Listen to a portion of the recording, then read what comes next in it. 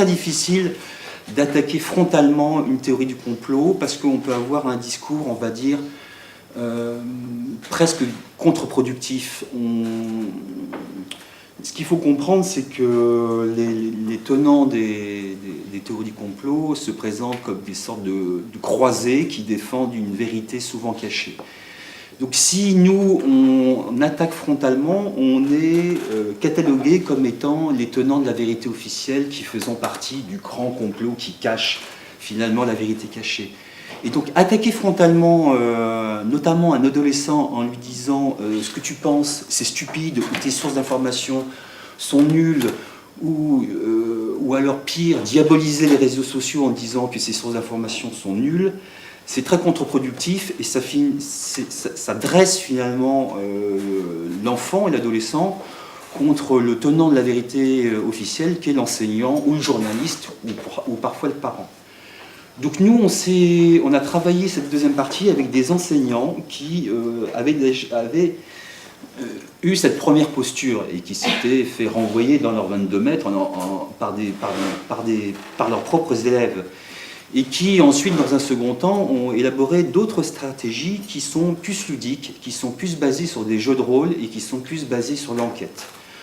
On a travaillé notamment avec deux enseignants, une enseignante de CM2 de l'académie, qui est près de Grenoble, alors je ne sais pas quelle académie c'est, elle est près de Grenoble, et on a travaillé avec un professeur d'histoire-géo de 4e d'un collège de Rennes. Et eux ont mis en place des stratégies qui nous ont aidés à construire et à concevoir cette deuxième partie pour essayer finalement d'associer les enfants et les élèves dans la recherche, on va dire, de la vérité, et qui passe par notamment des investigations et des jeux de rôle où, par exemple, un événement a lieu. Ça peut être aussi simple et bête qu'un accident qui a lieu sur le terrain de la commune, et finalement, les enfants endossent plusieurs identités. Il y a les victimes, il y a le gendarme, il y a les témoins, il y a les voisins, et il y a plusieurs vérités qui s'affrontent, mais il y a eu un fait objectif, il y a eu un accident, il y a eu 2 blessés, et les enfants se mettent dans la peau des intervenants et des spectateurs de cette scène d'accident, et ils entendent des gens qui leur ont dit « non, il y a eu 3 morts » ou « il y a eu 2 blessés », etc., etc. Et la professeure leur dit comment on vérifie cette chose et comment vous savez, comme le gendarme qui fait l'enquête sur l'accident, mettez-vous à la place de ces gens, allez sur place, essayez de confronter les différents discours qui vous sont opposés.